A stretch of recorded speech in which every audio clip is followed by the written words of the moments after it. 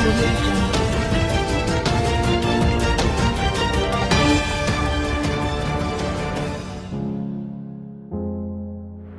आदाब। मैं शम्स सफ़ी और आप देख रहे हैं विरासत टीवी। आज हम मीरा रोड के कॉर्पोरेटर जनाब अशरफ शेख साहब के साथ बात करेंगे और जानेंगे कि 2 महीने का ये लॉकडाउन का पीरियड उनका किस तरह का तजुर्बा रहा इस बीच में। अशरफ साहब, ये जब से लॉकडाउन शुरू हुआ है तब से लेकर आज तकरीबन 2 महीने पूरे होने वाले हैं, इस बीच में किस किस तरह के मसाइल सामने आए, ज़रा आप तफसील से बताइए। नमस्कार, आदाब।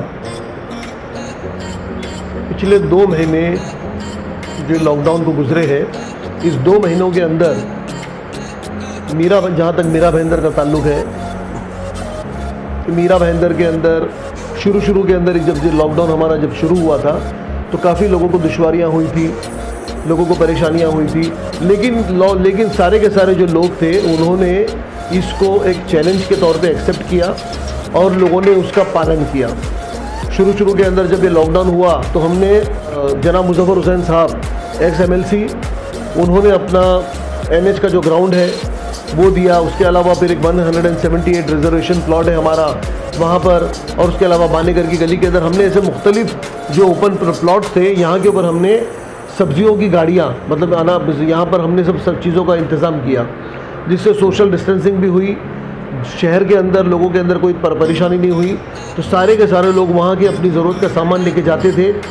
हमने उसके अंदर मुख्तलिफ अलग जो कमिश्नर साहब है उन्होंने मुख्तलिफ तरीके से उसको किया। कभी उन्होंने एक दिन किया, कभी उन्होंने एक दिन ऑफ किया, कभी उन्होंने सुबह 6 बजे से 10 बजे तक किया, कभी 6 बजे से 12 बजे तक किया। तो उसको करते उसको फाइन ट्यून, हमेशा उसको फाइन ट्यून करना पड़ता था। तो हमने ये किया। उसके अलावा फिर नॉन वेज का मामला था। लोग मेरे दफ्तर में आए, मुजफ्फर हुसैन साहब के पास गए, उन्होंने मुझसे कहा कि भाई इसके ऊपर देखो तुम, और हमने फिर कमिश्नर साहब से मिलके फिर हमने ये भी वहाँ पर शुरू करवाया मीरा भाईंदर के अंदर, क्योंकि अगर सब्ज़ी की गाड़ियाँ खुली थी तो फिर गोश्त की और चिकन की और मटन की ये दुकानें भी हमने खुलवाई।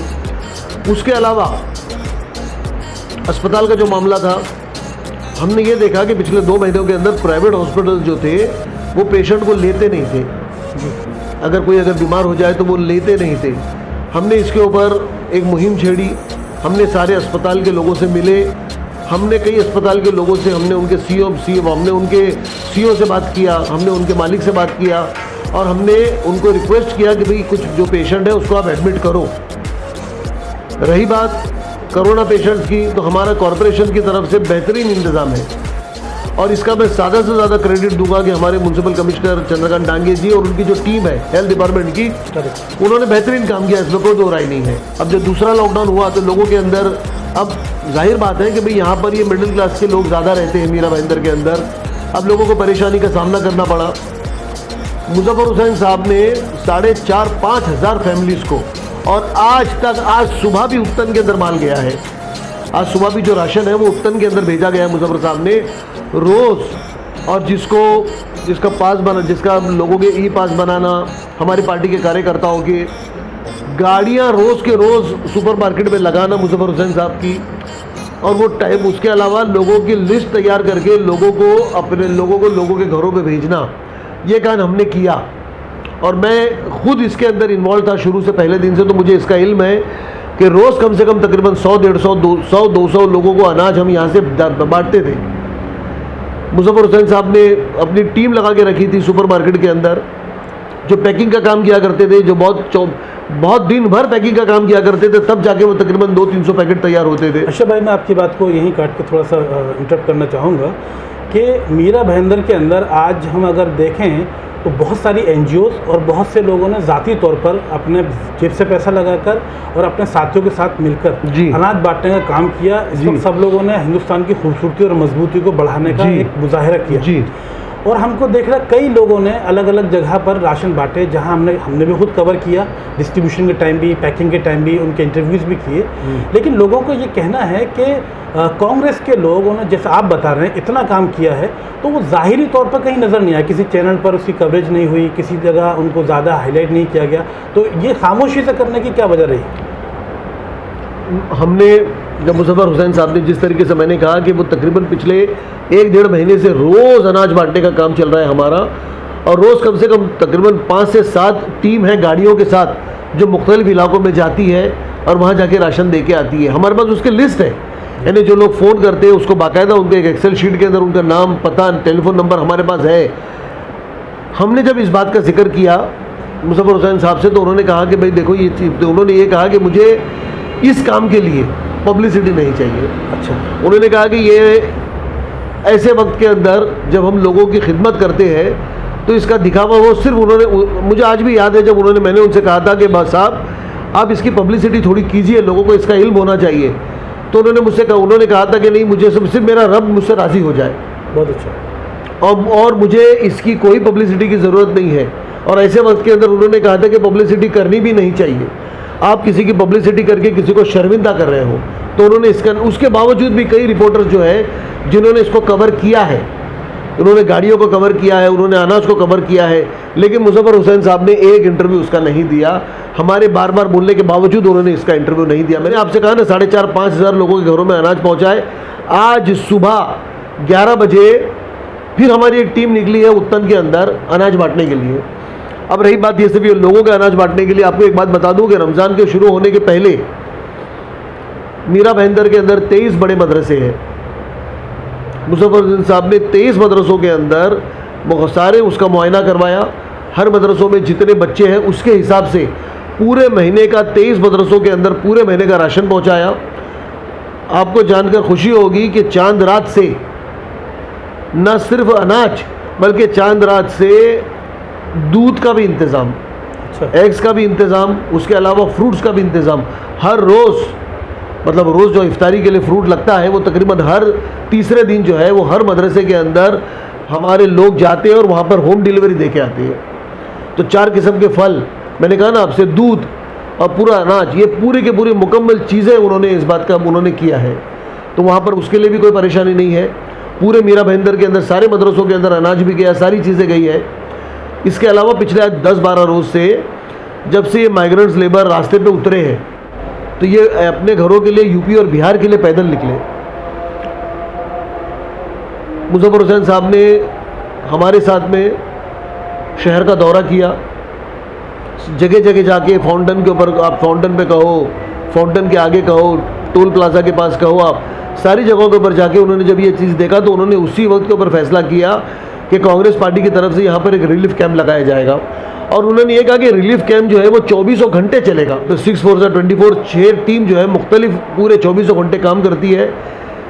तकरीबन 50,000 के करीब, ऑन एन एवरेज 45 से 50,000 के करीब जो है हमने कोशिश की है कि भाई हम कुछ हद तक इनके दुख और दर्द को कम कर सके, ये हमने किया है।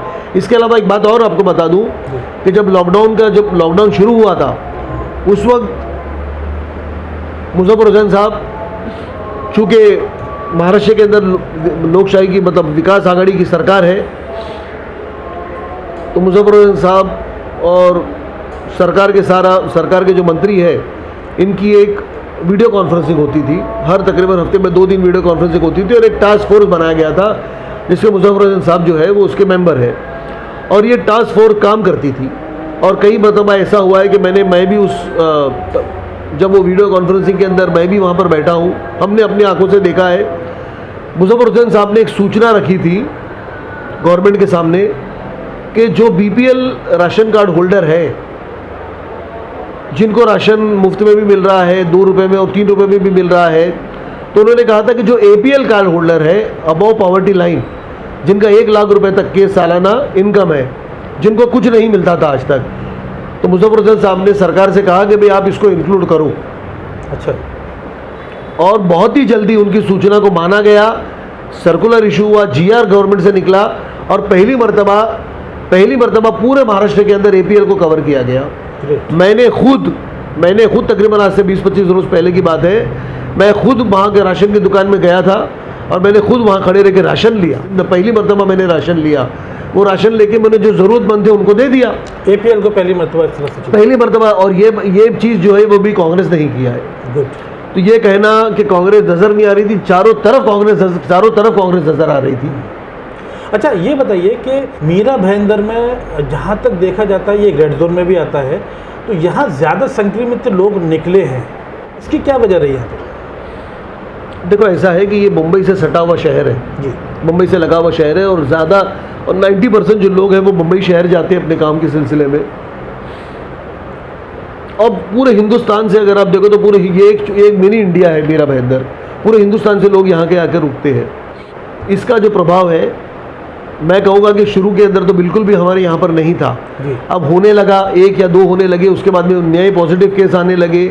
उसके बाद में अगर आप देखोगे कि इसकी अगर ये संख्या बढ़ी है तो ये उन कांटेक्ट में आए थे, जो लोग पॉजिटिव पेशेंट के कांटेक्ट में आए थे वो लोग ज़्यादा थे बनिस्बत के नए कांटेक्ट पेशेंट्स के। और जितनी तेज़ी से ये बढ़ा है उतनी तेज़ी से रिकवर भी हुआ है। तो मैं कहता हूँ कि ये आज भी अगर आप किसी और शहर से तुलना करो तो मीरा भाईंदर आज भी कंट्रोल में है जी। और पूरी तरीके से कंट्रोल में है, इसमें कोई दो राय नहीं है। और सबसे ज़्यादा अगर आप देखो तो लॉकडाउन जो है उसका अगर किसी ने पालन सही तरीके से पालन किया है तो मीरा भाईंदर ने उसका पालन किया है। मीरा भाईंदर में हर रोज़ 25,000 food packets, ready food packet जिसे कहते हैं, मुख्तलिफ इलाकों से डिस्ट्रीब्यूट होते थे दोपहर में और रात के वक्त। कांग्रेस के कार्यकर्ता हर जगह, कांग्रेस के कार्यकर्ता एक कार्यकर्ता वहाँ से 100 पैकेट, 150 पैकेट, 200 पैकेट वहाँ से कलेक्ट करते थे और ख़ुद जाके झोपड़पट्टियों के अंदर जहाँ पर चाल सिस्टम है वहाँ पर लोगों को खाना दे के आते थे। अच्छा, एक बड़ा सवाल अब ये आता है अशोक भाई कि 31 तारीख तक खुदा करे कि ये एकदम लॉकडाउन ख़त्म हो जाए, सब चीज़ें नॉर्मल हो जाए। इसमें सबसे बड़ा मसला ड्यूरिंग लॉकडाउन एक ही कैटेगरी का रहा, वो था डेली वेजेस का। जो लोग डेली वेजेस पे शुरू से सभी लोगों ने यही आवाज़ उठाई कि जो लोग अच्छे कारोबारी हैं वो तो ठीक है बर्दाश्त कर लेंगे, इनके पास पैसा है। लेकिन जो लोग रोज़मर्रा की ज़िंदगी बसर करते हैं अपनी मेहनत करके, मशक्क़त करके, उन्हीं लोगों को मद्देनज़र रखते हुए सारी NGOs ने और सभी लोगों ने उनके राशन बांटने, उनके खाने पीने का इंतज़ाम करने की कोशिश की और वो किया, वो अब तक किया और वो मसले हल हुए। लेकिन अब सबसे बड़ा सवाल ये है कि 31 तारीख को लॉकडाउन खुलने के बाद में जब वो लोग काम की तरफ जाएंगे, किस तरह से मार्केट खुलेगा, किस तरह से उन्हें काम मिलेगा। और काम क्या आपको लगता है कि एक काम मिल जाएगा, फ़ौरन पैसे आना शुरू हो जाएंगे? तो अगर उस कंडीशन में कुछ दिन तक उन्हें काम नहीं मिलता है और राशन बांटने का काम लोगों को लगता है कि अब तो लॉकडाउन खुल गया, हमने बंद कर दिया, तो उस बीच में उनके साथ कोई तकलीफ़ आने वाली है, तो क्या ये राशन बांटने का या उनकी मदद का सिलसिला कुछ दिन तक रहेगा कि वो लोग वापस से सस्टेन करना शुरू कर दें उसके बाद तक? क्या लगता है आपको? आपने जो कहा, आपने जिस बात के ऊपर रोशनी डाली, बिल्कुल सही बात है ये। जहाँ तक मीरा भाईंदर का ताल्लुक़ है, हम ये पूरी कोशिश करेंगे कि लॉकडाउन खुलने के बावजूद उसके बाद में भी अगर लोगों को तकलीफ़ है तो उसको अनाज देने का काम हम उसको जारी रखेंगे। देश के हालात देख लीजिए। सबसे पहले अगर मीरा भाईंदर से ट्रेन चलाने का अगर किसी ने जिम्मा उठाया था तो वो कांग्रेस ने उठाया। पटना की ट्रेन हमने रिजर्व की, उसके पूरे पैसे 1200 लोगों के जो पैसे तकरीबन 8-10 लाख रुपए जो थे वो मुजफ्फर हुसैन साहब दे रहे थे। उसके बाद के अंदर ये हुआ कि फिर उसके बाद के अंदर यूपी ने उसके बाद के अंदर प्रोसीजर में आ गया मामला। अब इंशाल्लाह 1-2 दिनों के अंदर, कल या परसों, जो वो ट्रेन हमारी छूटने वाली है जो मीरा रोड से, वो अब चाहे वो भाईंदर से छूटे या वसई से छूटे, ये सीधा जाएगी पटना और ये कांग्रेस चला रही है। इसके अलावा अगर आपने देखा होगा, माननीय सोनिया गांधी जी के आदेश के ऊपर हमारे महाराष्ट्र प्रदेश कांग्रेस कमेटी के अध्यक्ष बाला साहब थोरात, हमारे कार्यकारी अध्यक्ष मुजफ्फर हुसैन साहब, इन लोगों ने इस बात का बहुत ज़्यादा ख्याल रखा है कि मज़दूरों को अपने घर तक किस तरीके से पहुंचाया जाए।